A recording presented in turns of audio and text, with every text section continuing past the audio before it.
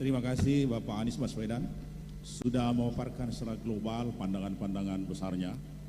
Dan selanjutnya untuk membuka pertanyaan, tadi disinggung sekitar masalah anggaran. Seperti kita ketahui bahwa dana penelitian, ya, Pak Anies ini pernah menjadi rektor di Universitas Paramadina, pernah Menteri Pendidikan dan Kebudayaan, dan pernah menjadi gubernur. Dan tentu masalah-masalah penelitian mereka tahu banyak. Dan setelah kita melihat data yang ada di Indonesia, itu dibandingkan dengan negara-negara tetangga maupun negara-negara maju itu, dana penelitian atau R&D kita dihubungkan dengan PRD, ya, dengan PDB kita itu di bawah rata-rata.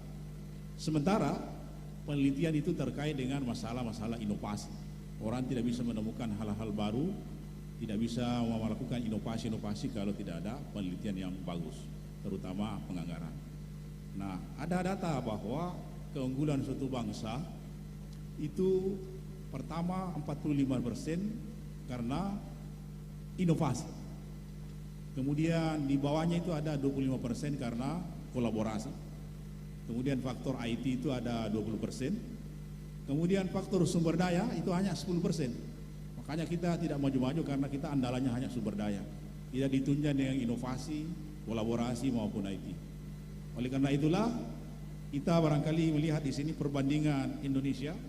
Malah kalau 2020 itu kita punya dana penelitian R&D-nya adalah 0,31. Tetapi memasuki tahun 2022 itu turun menjadi 0,24. Ini jauh sekali ya dibanding dengan negara-negara lain.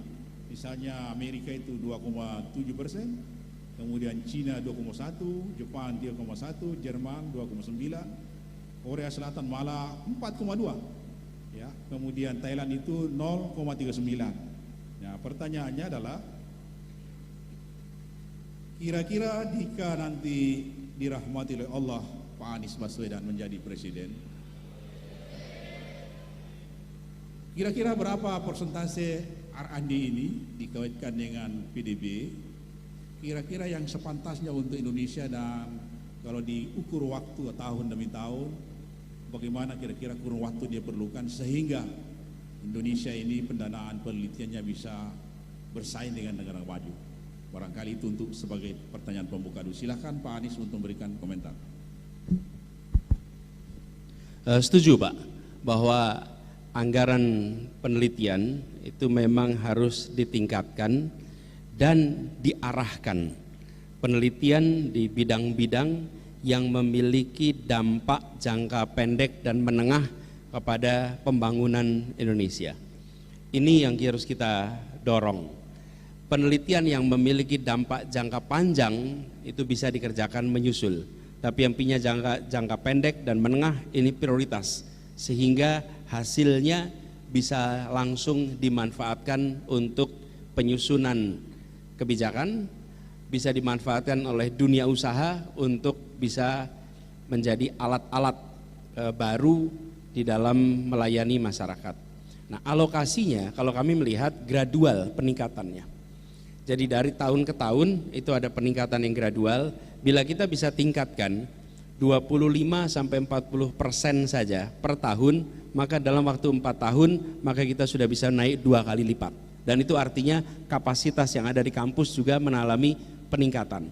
Bila kita lompat langsung terlalu tinggi, apa yang terjadi? Belum tentu kapasitas yang tersedia siap untuk merespon. Tapi bila ada peningkatan secara gradual, setelah berjalan 4 tahun saja, kita akan mengalami peningkatan 100% karena naik 25 hingga 40% per tahun. Kalau bayangan saya peningkatannya gradual dan alokasinya untuk bidang-bidang yang langsung punya manfaat untuk Indonesia. Apa yang dikerjakan Korea? Itu keseriusan investasi di pendidikan, di kesehatan, di riset, dan termasuk Pak di dunia entertainment. Di dunia entertainment itu Korea melakukan investasi di tahun 90-an. Negara hadir membelanjakan teknologi-teknologi baru yang kalau swasta belanja nggak akan efisien. Untuk perfilman, untuk musik, fasilitasnya dari mana? Negara yang belanja, bukan swasta yang belanja. Karena itu mereka punya alat mixer film yang sangat rumit, punya alat mixing musik yang sangat rumit.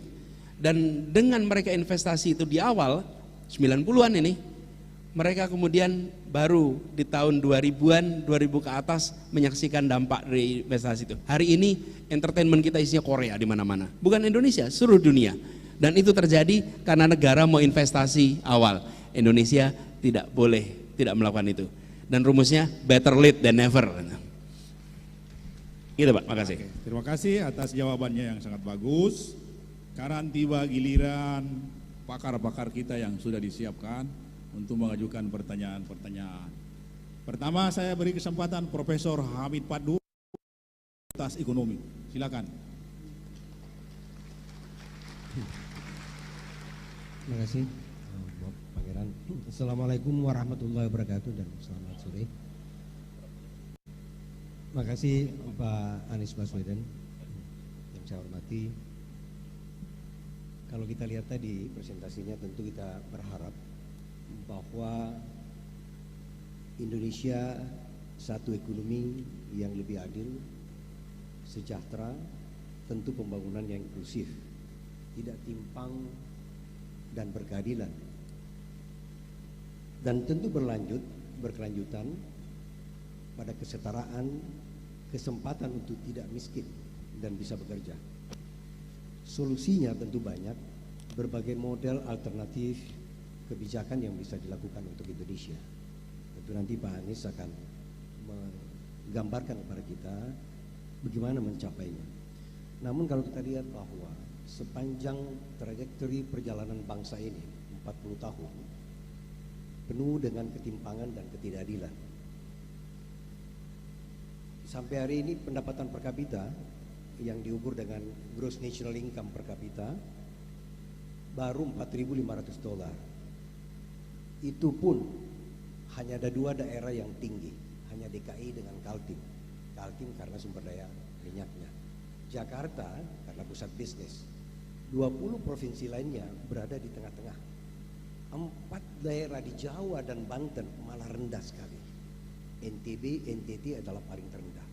Ini penggambaran bahwa 40 tahun ketimpangan masih berlanjut dalam proses ekonomi. Kita lihat angka lain. Gini rasio 30 tahun tidak bergerak dari sekitar 0,4%. Hari ini 0,38%. Padahal pembangunan dilaksanakan. Kemiskinan yang tentu Pak Anies akan memihak pada itu, hari ini absolutnya masih kurang lebih 30 juta, 9,5%. Itu pun belum termasuk penduduk yang di sekitar garis kemiskinan atau yang rentang miskin. Saya kira termasuk ASN, guru, dan sebagian besar dosen yang ada di sini. Ini ketimpangan antar wilayah masih terus berjalan dan hampir tidak berubah. Dari 20 tahun lalu kita lihat sampai tahun ini, Jawa masih dominan 56% sumbangannya terhadap produksi nasional. Sumatera berkembang sedikit dengan 20%. Sulawesi hanya 4,7%. Timur, Indonesia Timur hanya 3,3%. Kalau kita lihat potensi mikronya yang tadi Pak Anies menyebut faktor produksi, total faktor produksi dari sumber daya termasuk orang tadi, sumber daya alam modal sangat rendah, jauh lebih rendah dibanding negara-negara tetangga, bahkan dengan Cina dan Jepang jauh sekali. Lantas untuk menyelesaikan ekonomi yang timpang dan kurang berkeadilan ini, dan untuk memberi kesempatan partisipasi pembangunan yang equal, saya ulang, pembangunan yang equal. Dan kalau kita ingin mencapai target di 2045, katakanlah sepakat untuk 23.000 US dollar, maka tentu diperlukan satu, pertumbuhan ekonomi yang sangat-sangat tinggi. Tidak hanya dengan 35 tahun kita bertumbuh hanya rata-rata 5%, 4-5%, hanya pernah di tahun 70-an 6-7%. Selebihnya 5%. Itu pun menjadi sangat mahal. 5% pada tahun 70-an dengan 5% pada era sekarang, cost-nya terlalu mahal dalam pembangunan. Artinya pertumbuhan sesungguhnya turun dalam trajektori selama kurang lebih 30 tahun. Perlu pertumbuhan 6, 8, 9% seperti Tiongkok ketika awal terbuka pada tahun 80, 81, 82. Cuma nanti pertanyaannya, mungkinkah Pak Anies bisa membawa pertumbuhan yang 8-9%? Karena membutuhkan tentu pendongkrak yang cukup besar gitu, secara realistis. 2, dibutuhkan pertumbuhan yang inklusif. Ini gagasan pemikiran Pak Anies, ingin pembangunan yang inklusif, adil, equal. Sehingga kalau inklusif, maka fokusnya adalah people center, manusianya, bukan pada wilayah-wilayah fokus pembangunan seperti sekarang ini. Terbangun Jawa sebagian, terbangun Jawa Timur, tapi lainnya tertinggal.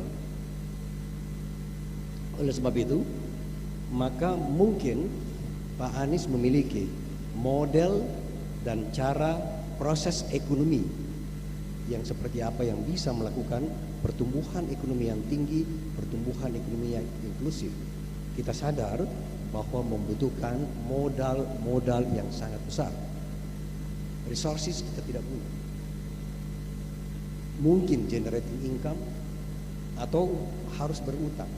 Jangan-jangan berutang. Karena tidak ada resources. Untuk sampai 9-10% pertumbuhan, untuk membangun serentak Indonesia satu seluruh wilayah, luar biasa kebutuhan resources yang digunakan. Cara apa yang kira-kira Pak Anies jika menjadi pemimpin bangsa ini bisa melakukan ini? Namun tentu tidak tanpa reservasi. Pertanyaannya adalah, kalau idenya ada, gagasannya ada, apa garansi jaminan bahwa hal tersebut bisa dijalankan, diimplementasikan oleh Pak Anies ketika insya Allah menjadi pemimpin? Karena biasanya narasi yang seperti ini adalah narasi pemilu, narasi pilpres. Setiap 5 tahun rakyat menjadi pendengar yang setia dan sabar. Namun ketika pembangunan berjalan, rakyat kebanyakan tidak ikut dalam hiruk pikuk pembangunan. Bahkan pemimpin pemerintahnya berpakaian, berbicara, berpola hidup yang jauh sekali dari rakyatnya. Semoga Pak Anies tentu tidak seperti ini. Terima kasih. Silakan Pak Anies lanjut dijawab. Terima kasih Prof. Hamid. Apa yang beliau sampaikan tadi sangat menarik dan penting sekali.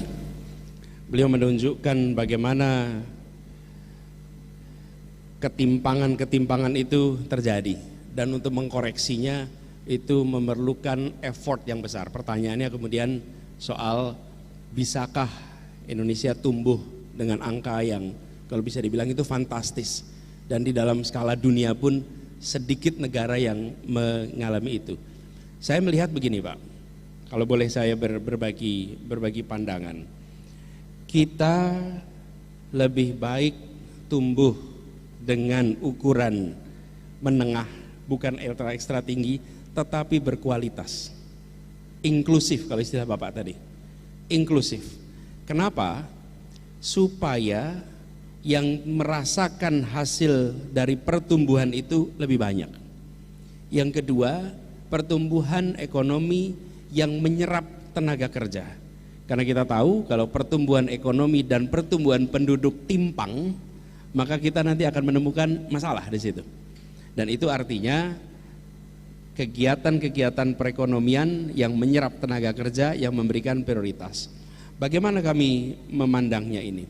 Kami melihat Pak, perlu menciptakan, kalau gunakan istilah lain, perlu mendorong lebih banyak kota berfungsi sebagai engine of economic growth.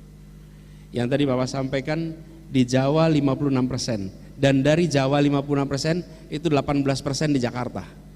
18% di Jakarta. Jakarta itu bisa dibilang 4 kali perekonomian seluruh Sulawesi. Dan konsumsi listrik di Jakarta itu lebih banyak daripada seluruh konsumsi listrik di Sumatera, apalagi Sulawesi. Ini hanya bisa berubah kalau negara serius menciptakan kota-kota baru sebagai engine of economic growth. Masalahnya Pak, kota itu tidak punya anggaran. Yang punya anggaran kota itu cuma Jakarta. Begitu sampai kota lain tidak punya anggaran. Disinilah letak pentingnya bahwa negara mengalokasikan anggaran yang cukup untuk mentransformasi kota-kota itu menjadi engine of economic growth. Bukan hanya kota Nusantara satu di Kalimantan Timur, tapi lebih dari 14 kota di seluruh Indonesia yang harus jadikan engine of economic growth. Kita pemerintah berani komit memberikan kepada satu titik namanya Nusantara. Tapi yang membutuhkan alokasi untuk pertumbuhan itu semua kota. Mengapa? Ini akan meningkatkan kualitas. Kota-kota ini yang nanti akan menyerap hasil produksi perekonomian yang ada di kawasan sekitarnya. Contoh paling konkret hari ini adalah Makassar. Makassar ini sebuah kota menjadi kota jasa yang memfasilitasi Sulawesi dan kawasan timur Indonesia. Kita butuh 3 sampai 7 lagi kota di kawasan timur Indonesia yang bisa memerankan seperti Makassar. Jadi kalau menurut hemat kami, Prof. Hamid, lebih baik pertumbuhannya itu medium tetapi pemerataannya terjadi. Itu menurut hemat kami. Lalu yang kedua, harus ada kemauan untuk mengkoreksi data-data yang kita miliki, Pak. Bapak Prof di ekonomi merasakan betul. Yang kita sebut sebagai Gini rasio kita itu membandingkan pengeluaran, Pak. Bukan membandingkan pendapatan. Ya kalau pengeluaran dibandingkan, maka paling kaya sama paling miskin juga gap pengeluarannya kurang lebih sama. Tapi kalau kita membandingkan pemasukan, maka kita akan menyaksikan negeri ini sesungguhnya jauh lebih timpang daripada Gini rasio yang sekarang kita miliki. Nah ini tugas ekonom-ekonom nih, untuk menghitung Gini rasio dengan menghitung pemasukan, pendapatan, bukan pengeluaran. Yang kedua, kemiskinan. Data kemiskinan 30 juta ini, data kemiskinan yang sesungguhnya dibandingkan dengan seluruh dunia agak problematik gitu. Betul nggak Prof? Agak problematik. Kita menaker supaya jumlah yang miskin itu tidak terlalu banyak. Nah kalau begitu caranya, maka sampai kapanpun kita tidak akan pernah mengentaskan kemiskinan. Ini harus dilakukan revisi, koreksi, sehingga kita berani jujur dengan berapa jumlah kemiskinan yang sesungguhnya ada di Indonesia. Jadi Prof, singkatnya itu. Lalu ada satu hal terakhir aja. Sektor pertanian membutuhkan keseriusan reform dan pertumbuhan. Di sektor pertanian ini menurut kami kita bisa meraih pertumbuhan ekonomi yang sangat tinggi. Sektoral, bukan keseluruhan. Tapi kalau sektor pertanian perkebunan ini bisa tumbuh, maka dampaknya akan besar pada perekonomian. Itu jawaban kami dan mudah-mudahan nanti bisa dapat feedback lebih jauh lagi dari Prof. Hamid. Terima kasih. Ya, mari kita beri sapu tangan dulu sebelum lanjut ke pakar berikutnya. Kita akan tiba lagi ke panelis atau penanya berikutnya dari bidang kesehatan. Beliau adalah Profesor Dr. Sukri Baluturi, Dekan Fakultas Kesehatan Masyarakat. Silakan.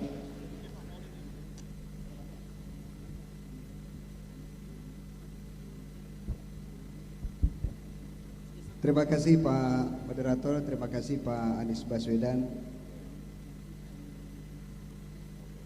Dalam konteks ketahanan kesehatan, salah satu tugas besar bangsa Indonesia adalah masalah stunting.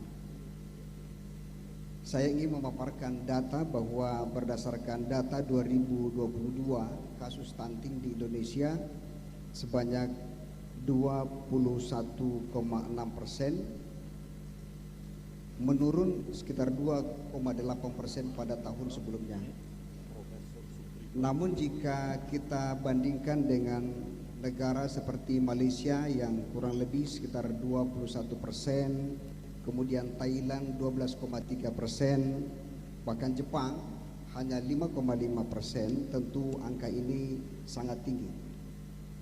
Stunting tidak hanya dampaknya pada pertumbuhan fisik, kognitif, otak dan sebagainya, tetapi di dalam jangka panjang ini akan memberikan dampak terhadap produktivitas masa depan generasi kita. Sayangnya dari sisi disparitas, kasus ini juga sebagian besar terjadi di wilayah-wilayah Indonesia bagian timur seperti NTT, kemudian Maluku, Maluku Utara, Sulawesi Tenggara dan Sulawesi Tengah. Pertanyaan saya adalah, jika Pak Anies menjadi presiden, bagaimana target Bapak menurunkan kasus ini terutama di daerah mengalami kesenjangan, dan bagaimana strategi pencegahan dan penanggulangannya? Itu yang pertama. Yang kedua adalah kondisi kesehatan di Indonesia berdasarkan angka kematian ibu tercatat 189 per 100.000 kelahiran, dan angka ini jauh dari target yaitu 115 per 100.000. Kalau kita lihat Indonesia yang mengalami double burden of disease, Indonesia hari ini tercatat sebagai negara yang memiliki kasus tuberkulosis tertinggi 2 di dunia, setelah China dan India dan kemudian Indonesia, kemudian China. Kemudian kasus tertinggi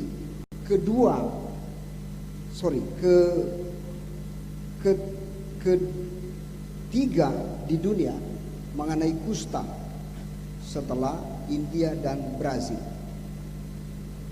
Di satu sisi Indonesia juga mengalami beban seperti penyakit-penyakit tidak menular yang dicatat sebagai stroke, kemudian jantung, kemudian diabetes yang dianggap sebagai penyakit yang paling mematikan.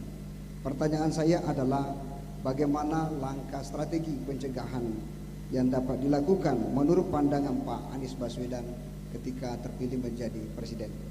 Terima kasih. Waalaikumsalam warahmatullahi wabarakatuh. Silakan. Ya, terima kasih Prof. Sukri. Tadi simptom-simptom sini, Pak, stunting, angka kematian ibu melahirkan, TB, bahkan kusta dan penyakit-penyakit lainnya. Ini adalah masalah-masalah yang sebetulnya preventable. Ini agak berbeda dengan COVID kan kira-kira. Ini adalah problem kesehatan masyarakat yang preventable. Perlu ada, ini bicara solusi ya, bicara solusi, perlu ada perhatian dari kepemimpinan nasional dan kepemimpinan di tiap wilayah terkait isu ini. Para bupati, wali kota, dan gubernur itu di dalam setting otonomi daerah, mereka yang bertanggung jawab pada urusan pelayanan kesehatan. Tetapi kita menemukan kenyataan di lapangan. Daerah yang pelayanan kesehatannya baik itu bila wali kotanya peduli urusan kesehatan, bila bupatinya peduli. Tapi bila bupatinya tidak peduli, itu akan terbengkalai. Nah, kami melihat, Pak, dari nasional, saya menjadi kepala daerah ini, belum pernah Pak dikumpulkan, diberitahu, Pak Gubernur, target untuk pencegahan penyakit A, B, C, D, F, G. Nggak pernah, Pak.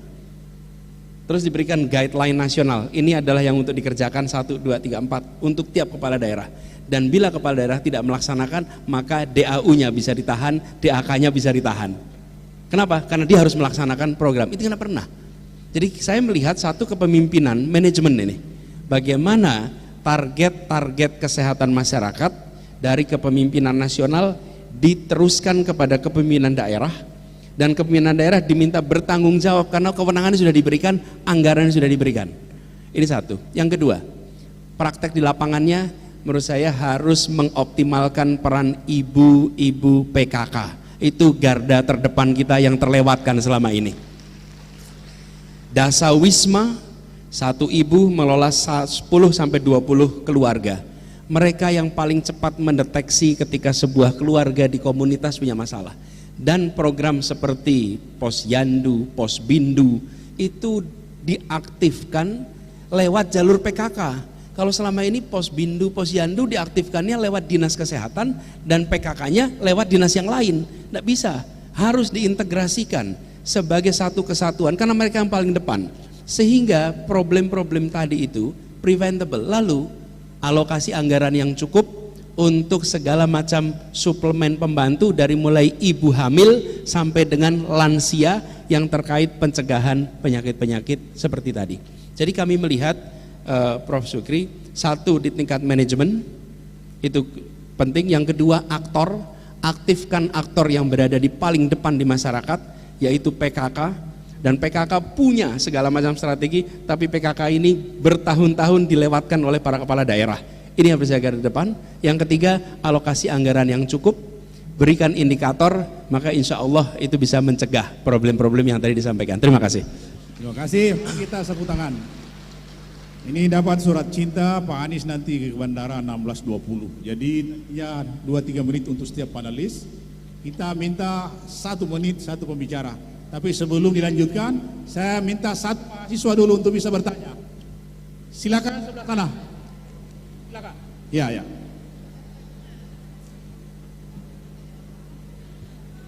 Ya, silakan diambil mic-nya.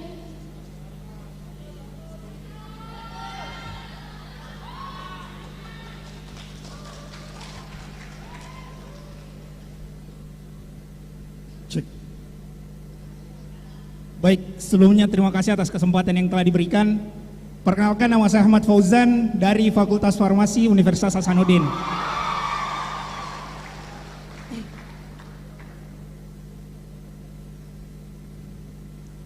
Dari awal pendeklarasian Anda sebagai calon Presiden Republik Indonesia, sudah banyak drama dan intrik yang terjadi. Misalnya saja pada 2017 lalu, Anda hadir sebagai antitesis dari incumbent waktu itu, yaitu Bapak Basuki Cahayapurnama dan Jarod Saiful Hidayat. Sama seperti yang terjadi sekarang, Anda dianggap mampu menjadi antitesis dari calon yang akan hadir yang didukung oleh incumbent.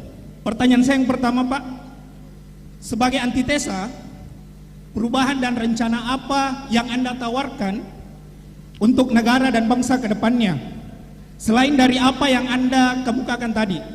Kemudian yang kedua, tempo hari saya melihat Anda menekankan dan berpendapat mengenai keadilan sosial. Apa sebenarnya yang Anda coba tawarkan dengan kalimat tersebut?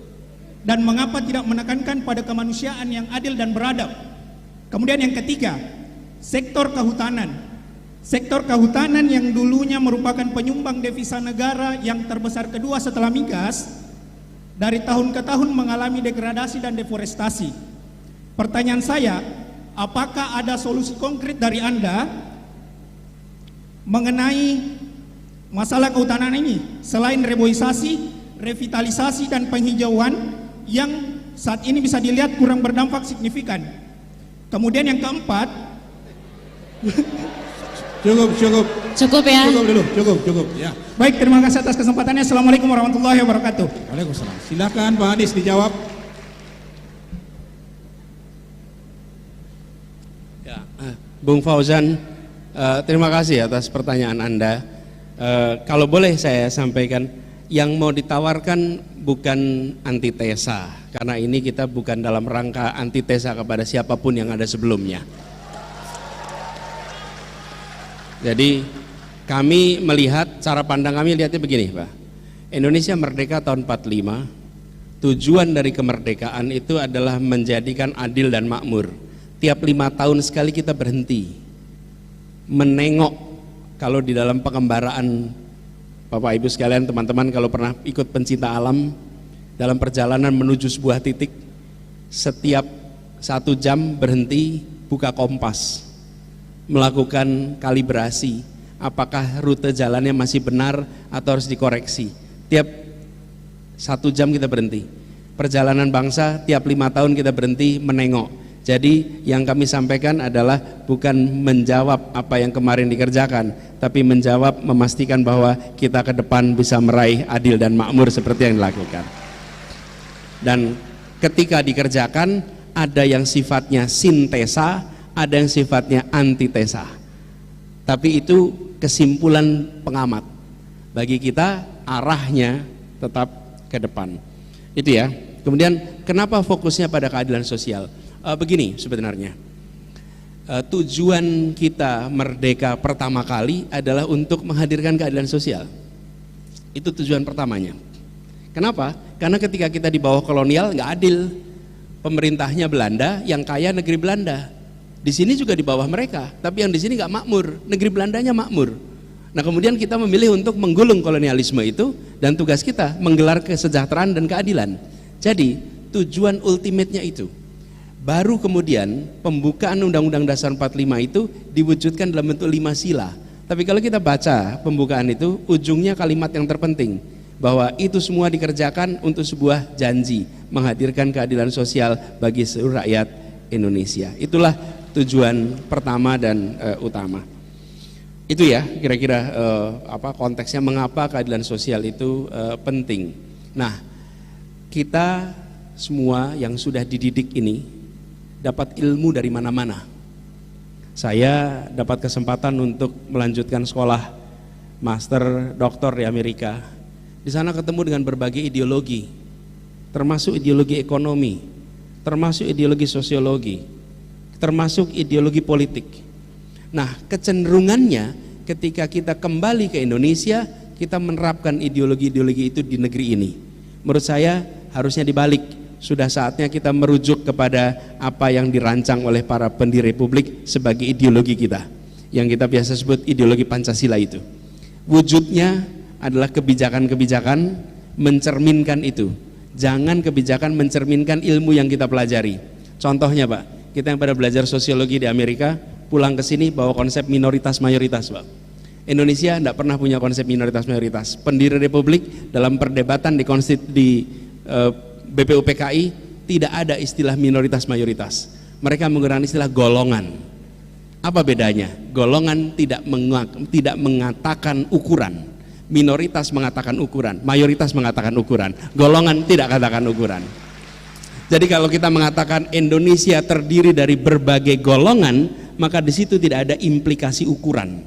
Tapi kalau kita mengatakan Indonesia terdiri dari minoritas dan mayoritas, maka di situ ada implikasi ukuran. Republik ini didirikan bukan untuk minoritas, bukan untuk mayoritas, tapi untuk seluruh rakyat Indonesia, golongannya apapun juga. Kira-kira ini mindset.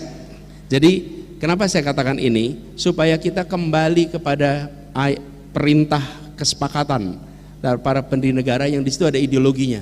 Dan kita-kita yang di kampus yang diekspos dengan ilmu macam-macam itu harus kembali kepada arah ideologi pendiri bangsa kita. Deforestasi yang sudah luar biasa terjadi, kita harus lakukan reforestasi, tapi ini harus dilakukan dengan memperhitungkan kompensasi employment, kompensasi source of economic growth, sehingga kawasan yang semula dieksploitasi ketika dilakukan penghijauan kembali, maka perekonomian di tempat itu ada kompensasinya. Itu kira-kira. Makasih. Ya, terima kasih. Saya kembali ke panelis dan waktunya ya kurang lebih 1 menit saja karena waktu sangat sempit. Saya ke sebelah sisi kanan, khusus khas UNMAS, yaitu Benua Maritim Indonesia. Silakan Rijal Idrus PhD untuk memberikan pertanyaan singkat saja. Silakan.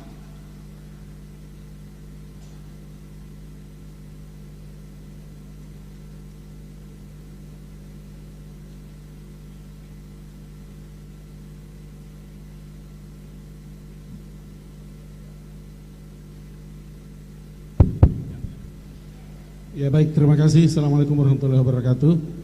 Yang saya hormati Pak Anies dan para hadirin yang saya muliakan. Bicara tentang kemaritiman, saat ini sayangnya berarti kita bicara tentang hal-hal paradoksikal atau ironi.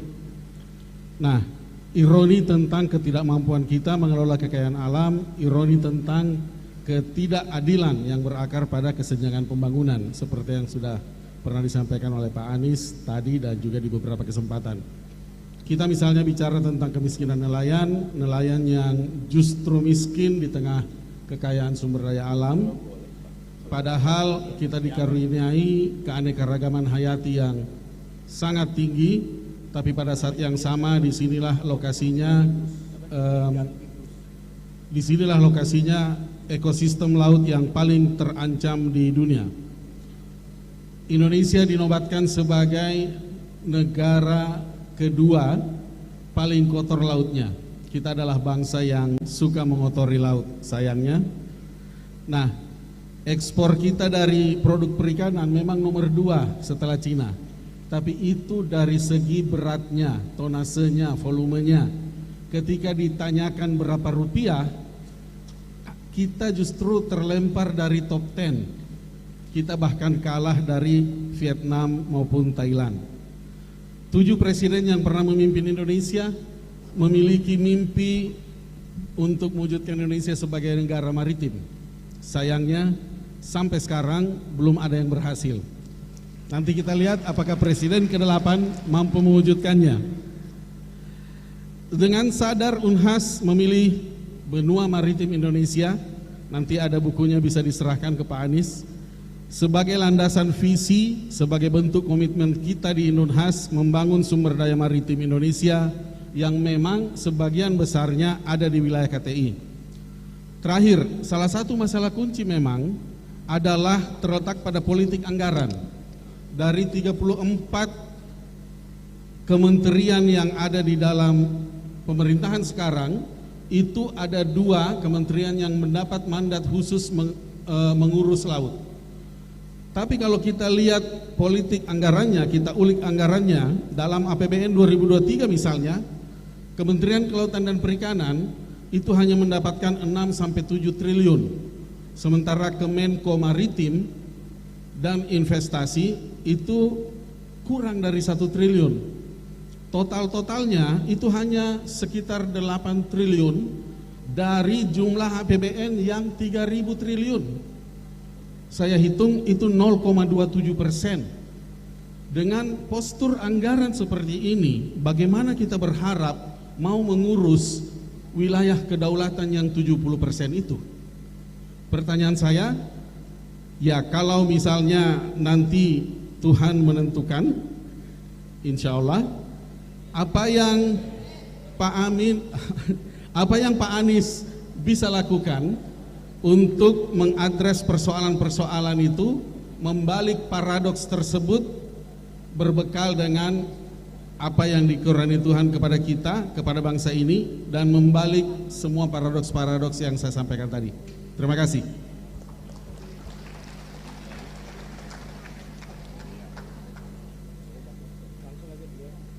Oke, sesuai permintaan Pak Anies, 1 menit. Saya? Ya, silakan. Baik, terima kasih. Assalamualaikum warahmatullahi wabarakatuh.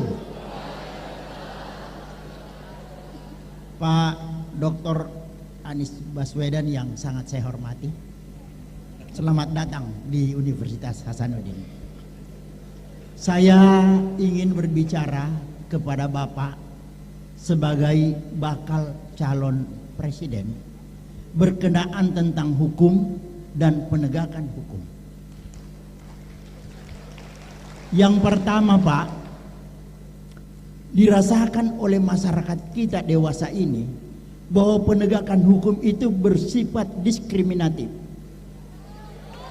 Itulah sebabnya di dalam masyarakat ada sering yang dikemukakan bahwa penegakan hukum itu tajam ke bawah tapi tumpul ke atas. Dan kadang-kadang juga di masyarakat mengenal istilah tebang pilih, ya. Tapi sebenarnya kalau menurut saya bukan tebang pilih, tapi dia pilih-pilih dulu, baru yang mana dia mau tebang, dia tebang. Berikut selanjutnya, ya, selanjutnya tidak proporsional. Kenapa saya katakan bahwa penegakan hukum terkadang tidak proporsional? Karena seringkali penegakan hukum itu hanya dengan maksud mencari-cari kesalahan, padahal sebenarnya sejatinya tidak ada kesalahan. Yang terakhir, substansi hukum yang dilahirkan itu dikeluhkan masyarakat oleh karena produk hukum itu tidak berpihak kepada masyarakat kecil. Oke. Ya. Pertanyaan saya kepada Bapak Anies Baswedan yang sangat saya hormati, jikalau Allah menakdirkan Bapak menjadi kepala negara, menjadi presiden, kiranya hal-hal apa yang Bapak akan lakukan untuk agar hal-hal yang saya sebutkan tadi tidak terjadi di tengah-tengah masyarakat, karena hal itu akan sangat mengganggu dan menimbulkan ketidakpercayaan kepada pemerintah, hukum, dan masyarakat. Demikian, terima kasih Pak Anies. Ya. Semoga kita bisa bertemu pada kesempatan yang lain. Selanjutnya, saya ke kiri dulu, Profesor Sukri Taman, dekat isi 1 menit.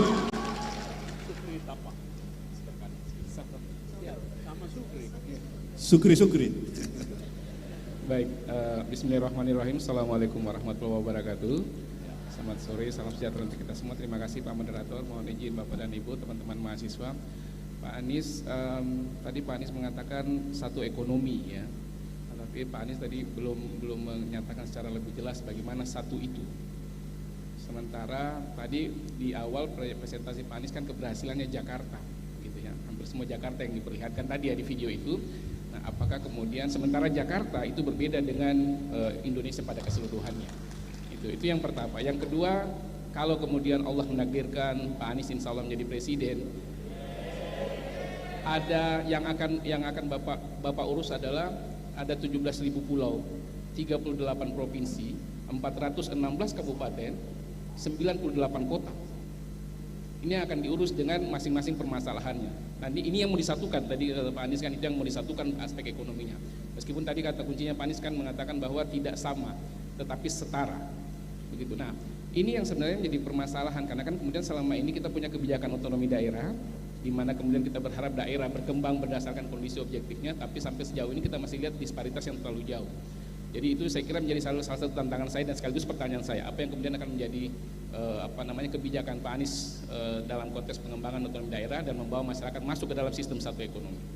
Yang kedua, pertanyaan saya Pak Anies, saya mohon maaf, ini kondisi di daerah itu rata-rata kepala daerah itu kan ada kaitannya dengan partai politik.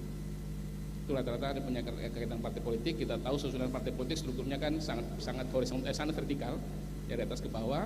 Dan kemudian nanti Pak Anies insya Allah kalau kemudian Tuhan menakdirkan Pak Anies akan menjadi presiden, Pak Anies akan dikelilingi orang-orang partai politik, insya Allah ya, entah bagaimanapun nanti komposisi kabinetnya, misalnya berapa persen itu kan urusan Pak Anies nanti kalau jadi presiden misalnya.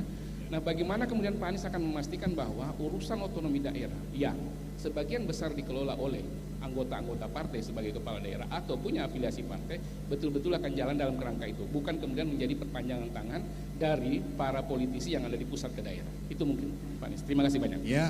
Selanjutnya Profesor Adi Maulana, 1 menit juga.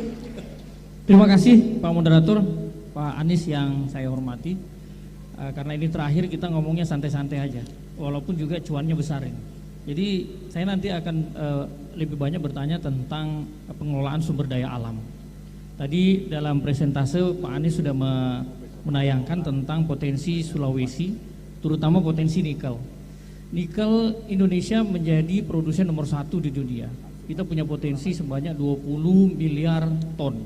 Dan itu menjadikan Indonesia menjadi penyuplai nikel hampir 50% sekarang.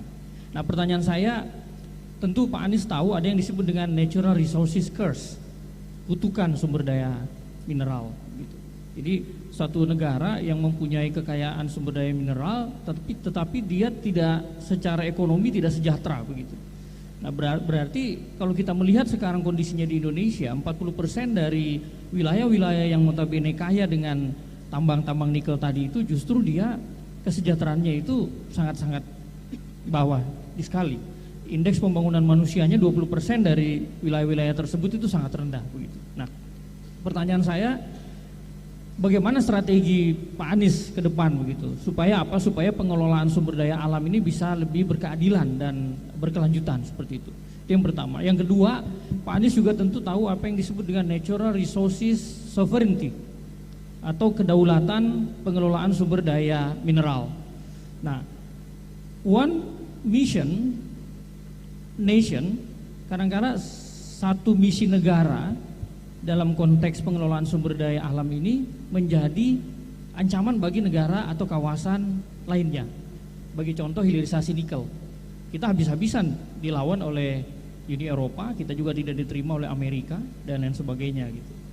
Nah, tentu ini sebagai insya Allah pimpinan nanti ini harus punya sikap yang jelas seperti itu. Nah, barangkali mungkin Pak Anies ya sebagai calon pemimpin bangsa ke depan, ya kenapa? Karena sumber daya alam kita ini besar sekali.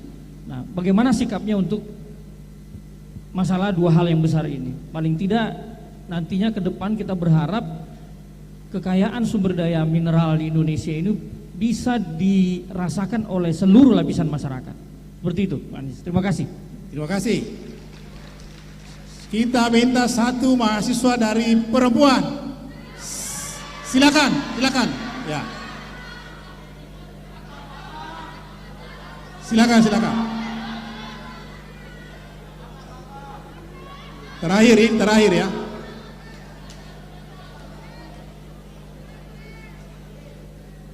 Aduh. Cepat, Mike.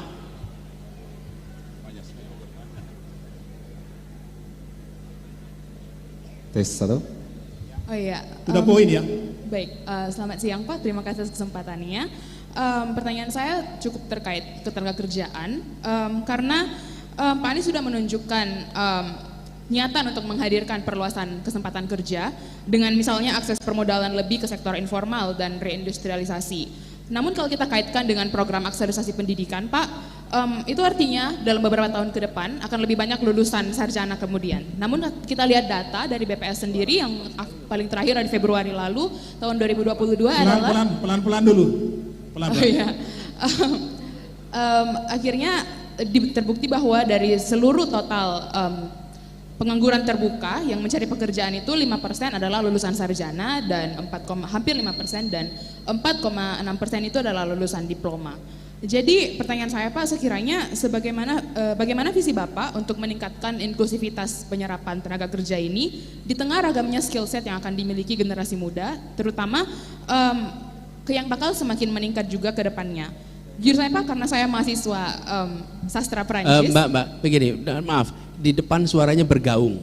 Jadi bergaung. Jadi Anda bicaranya agak pelan sedikit speednya dikurangi, slow down. Ya, langsung to the point dan pelan-pelan. Oh, ya. Tapi pelan-pelan karena suaranya bergaung. Baik Pak. Oke, kalau gitu to the point saja.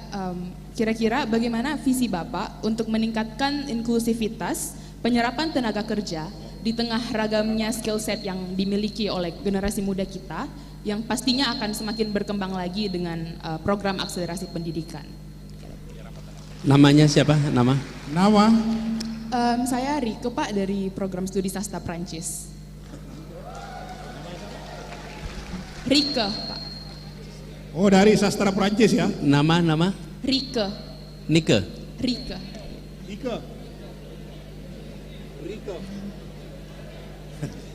Oke, kita persilakan Pak Anies untuk memberikan jawaban.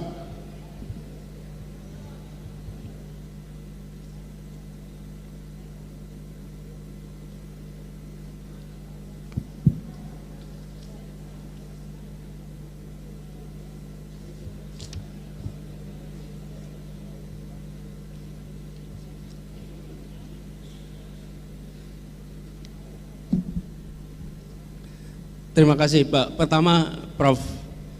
Rizal Idrus soal kemaritiman. Prof, kalau boleh saya reflektif sedikit Prof. Benar sekali yang Prof sampaikan bahwa banyak agenda yang disampaikan dalam kampanye mendapat perhatian banyak, itu ketika sampai kepada fase pemerintahan itu hilang di jalan. Bukan hanya kemaritiman Pak. Kemaritiman itu salah satu, tapi banyak yang hilang di jalan. Jadi saya mencoba mencari tahu apa yang sesungguhnya terjadi. Jadi begini Pak, ketika gagasan pembaharuan itu dibawa oleh seorang yang terpilih melalui proses politik, dia masuk ke dalam struktur birokrasi yang datangnya sendirian, Prof. Seorang presiden terpilih, seorang gubernur terpilih, seorang wali kota terpilih, lewat proses pemilu, dia masuk di kantor itu sendirian. Dia membawa janji ketemu dengan birokrasi yang sudah menjalankan hal yang dari tahun ke tahun cuman diubah sedikit-sedikit. Oke? Termasuk anggaran. Bawa anggaran, dibawa ke Kementerian Keuangan, dibawa ke Kementerian dan Badan Teknis. Di situ mereka mengatur anggaran itu dengan melihat tahun lalu. Begitu. Apa yang menjadi janji ketika kampanye itu hilang di tengah proses teknokrasi. Hilang di tengah proses, termasuk soal kemaritiman, tapi juga soal-soal lain, banyak. Karena itulah kemarin ketika kami bertugas di Jakarta, Pak, kami belajar proses itu, kami membentuk sebuah delivery unit. Delivery unit ini namanya TGUPP.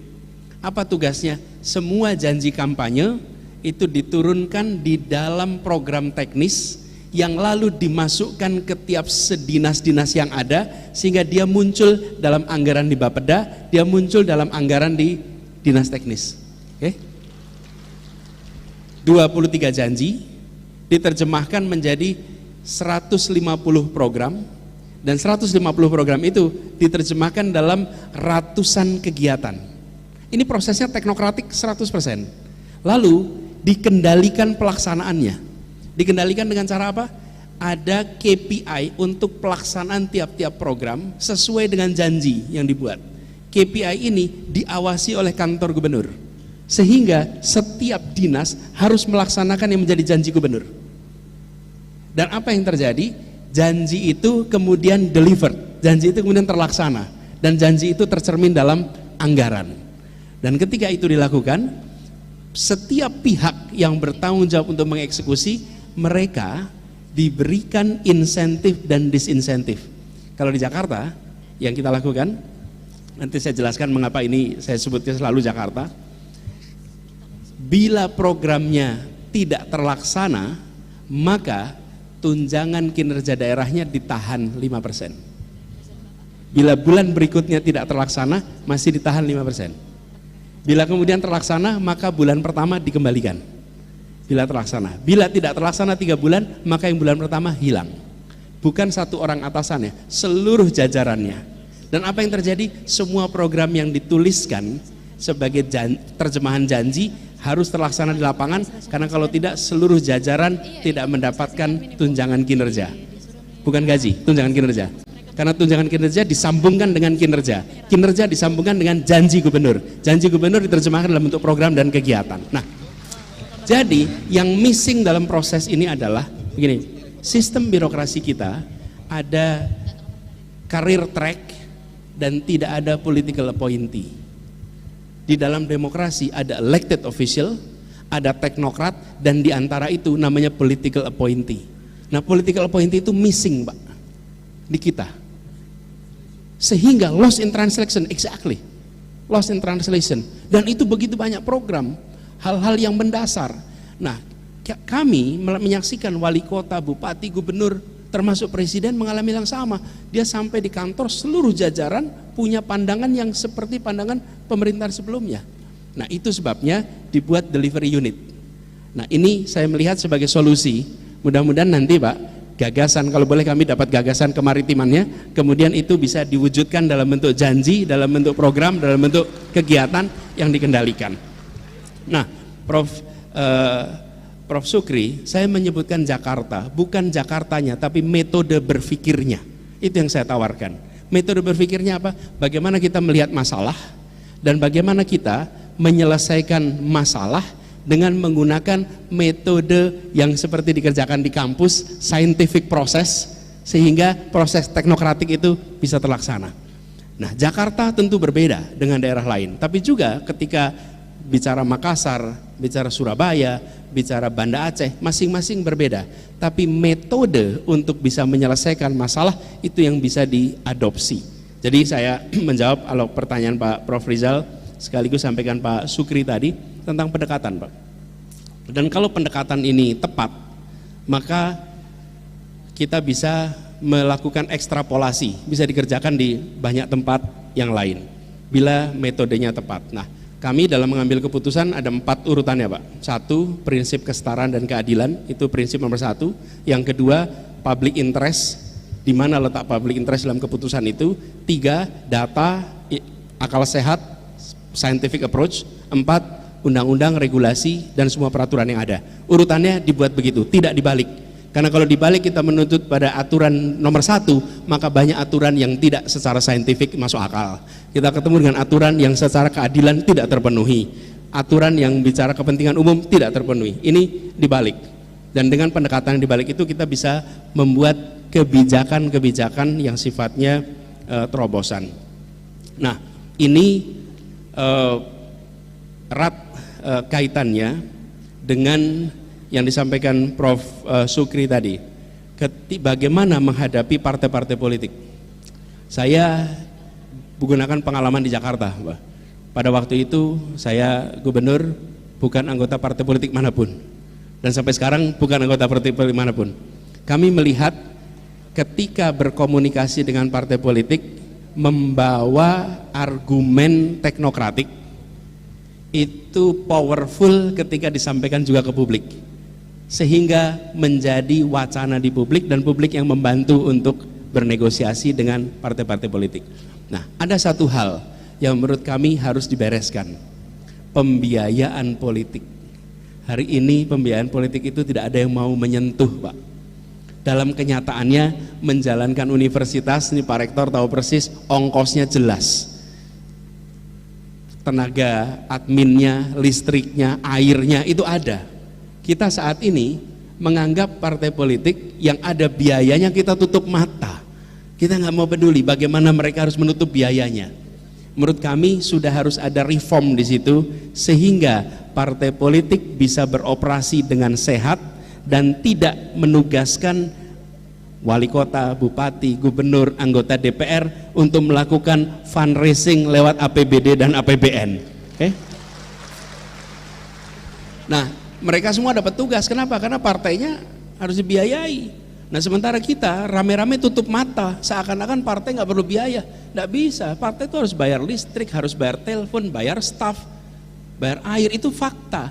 Nah, selama pembiayaan ini tidak dipikirkan dengan serius, dan political financing, party financing is nothing new. Di semua negara demokrasi pasti ada pengaturan itu. Nah, kita harus masuk wilayah itu, Pak, untuk menyelesaikan problem bagaimana daerah itu, kepala-kepala daerah dikendalikan oleh istilah Bapak tadi dari pusat. Lalu Pak Prof. Said Karim, soal hukum, Bapak bercerita tentang ada pihak yang selalu dicari-cari kesalahannya. Rasanya saya punya contoh banyak tuh Pak soal itu, Pak. saya tahu Pak yang begitu-begitu tuh Pak. Jadi rasanya memang bukan rasanya, ini memang harus dikoreksi. Dan dimulai dari mana? Harus ada arah kepemimpinan. Arah kepemimpinan memberikan tegas ke bawah seluruhnya, value apa yang dipegang. Saya berikan ilustrasi, Pak. Kalau Anda memimpin 10 orang, maka setiap orang Anda berikan tugas. Si A tugasnya ini, si B tugasnya ini, si C tugasnya ini. Kalau Anda memimpin 10 orang. Kalau Anda memimpin 200 orang, maka Anda berikan struktur organisasi, SOP, dan target. Lalu 200 orang itu bisa bekerja. Tapi kalau Anda memimpin 200.000 orang, apalagi memimpin 270.000 orang, maka Anda tidak bisa kasih tugas setiap orang. Anda tidak bisa sekedar struktur organisasi. Anda harus membuat tata nilai yang diikuti oleh semua pemimpin-pemimpin yang ada di dalamnya. Mereka mengikuti tata nilai. Selama kepemimpinan tidak menegaskan nilainya, maka yang ada di bawah akan jalan sendiri-sendiri dengan kepentingannya masing-masing. Ini harus dikembalikan di Republik ini. Nilai ini, pegang. Dan kalau nilai itu dipegang, maka ke bawah itu menurun. Saya tidak punya contoh pengalaman polisi, kejaksaan, pengadilan, karena saya tidak punya jurisdiksi itu. Tapi saya punya jurisdiksi Satpol PP. Dan Satpol PP di Jakarta dulu dikenal dengan Satpol PP yang tega. Betul tidak? Tega. Tega untuk melakukan penegakan hukum. Lalu saya kumpulkan Pak Satpol PP ini. Kenapa kalian ini justru menjadi alat bagi mereka yang kaya? Kenyataannya nih, mereka yang makmur terbantu kan, terjaga, tapi mereka yang di bawah itu tidak. Dan ditegaskan bahwa tugas Anda menegakkan peraturan dan memberikan rasa tenang kepada mereka yang di bawah. Dan ketika proses rekrutmen mencari pimpinan Satpol PP, ketemu petugas potensial, dipilih jadi kepala Satpol PP, yang dipilih adalah seorang yang dulu ayahnya adalah pedagang buah di Jakarta, yang masa kecilnya menyaksikan ayahnya dikejar-kejar oleh terantip. Oke. Anda sekarang kepala Satpol PP, Anda rasakan dulu ketika masih kecil bagaimana ayah Anda dikejar-kejar oleh petugas Satpol PP. Sekarang nilai yang Anda harus berikan adalah cari jalan keluar agar yang kecil tetap bisa hidup tanpa harus disingkirkan dan ditutup mata pencahariannya. Oke? Begini, observasi, kalau yang makmur melanggar biasanya karena keserakahan. Oke? Tapi kalau yang miskin melanggar biasanya karena kebutuhan. Beda sekali solusinya. Yang melanggar karena keserakahan, hukumannya adalah hukuman yang menjerakan. Itu cara mencegahnya, hukuman menjerakan. Tapi kalau mereka yang di bawah melanggar, itu karena kebutuhan. Harus diselesaikan kebutuhannya, mereka akan berhenti melanggar. Pendekatannya kira-kira begitu. Saya sudah harus jalan ini.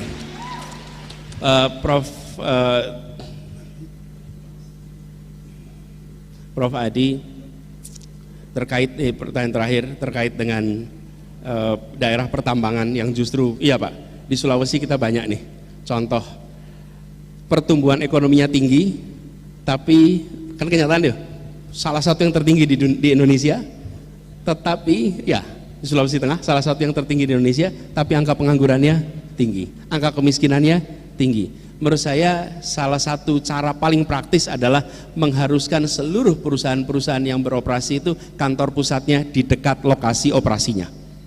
Pindahkan, semuanya di Jakarta kantornya Pak. Dan ketika kantor di Jakarta, seluruh transaksi itu dihitungnya di Jakarta. Penyerapan tenaga kerja untuk pendukungnya di Jakarta. Harus ada dorongan untuk mereka beroperasi di wilayahnya.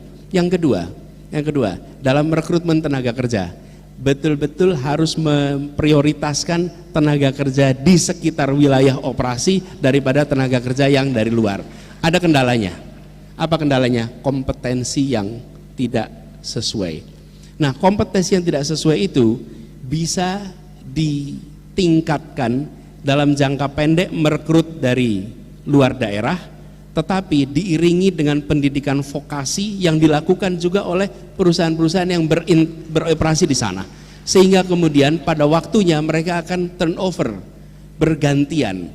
Kalau ini tidak dikerjakan sampai kapanpun daerah itu tenaganya tidak akan terampil. Ini salah satu contohnya. Kemudian kedaulatan berhadapan dengan internasional. Menurut saya kita harus berani mengungkapkan apa yang menjadi kepentingan nasional kita di hadapan dunia internasional. Sampaikan apa adanya. Kenapa sampaikan apa adanya? Kita ajak mereka berpikir seperti kita. Bila Anda di posisi saya harus mengelola 270 juta penduduk dengan kekayaan seperti ini, adilkah bila pembagiannya seperti ini? Adilkah bila tidak adil, it will not be sustainable. Sustainable agreement itu pasti berbasiskan kepada kesetaraan dan keadilan. Nah, kami melihat Indonesia harus kembali asertif di dunia internasional, tidak membebek, tidak mengikuti, tapi menunjukkan kami punya sikap dan kami artikulasikan sikap itu dalam bahasa diplomasi yang dipahami oleh internasional. Menurut saya itu bisa sekali dilakukan. Sekarang soal hilirisasi kita sudah melakukan itu. Soal hilirisasi kita berhadapan dengan internasional dan pemerintah steady, teguh di dalam pendekatannya. Diplomasinya harus dikerjakan untuk menghadapi tantangan global. Tapi saya melihat di sektor-sektor lain sebenarnya banyak yang kita bisa kerjakan. Ada sektor tekstil misalnya yang padat tenaga kerja, ada sektor produksi sepatu dan lain-lain yang padat tenaga kerja, yang kita sering berhadapan dengan dunia internasional yang punya kepentingan berbeda. Juga seperti kelapa sawit, kita juga punya tantangan global yang cukup besar. Tapi saya melihat diplomasi kita harus bisa membela kepentingan domestik di hadapan dunia internasional, dan saya yakin internasional akan memaklumi bila argumen yang disampaikan masuk akal dan berkeadilan. Bapak sekalian, waktunya sudah habis. Terima kasih atas. Oh, sebentar, yang terakhir tadi. Rike, soal bagaimana membuat inklusif ya lapangan pekerjaan yang lebih inklusif. Kami melihat pelaku ekonomi mikro itu yang harus didorong, karena yang mikro ini akan memiliki variasi yang banyak, dari mulai sektor kuliner sampai dengan industri yang skalanya mikro dan paling cepat menyerap tenaga kerja. Ini juga praktek pembelajaran yang paling cepat bagi anak-anak muda yang sudah baru selesai sekolah, baru selesai kuliah untuk masuk ke dunia usaha. Begitu jawaban saya. Terima kasih. Baiklah, kita akhirnya tiba pada ujung.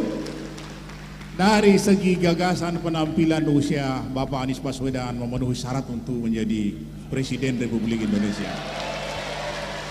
Untuk itu, terima kasih banyak atas kedatangan Pak Anies dengan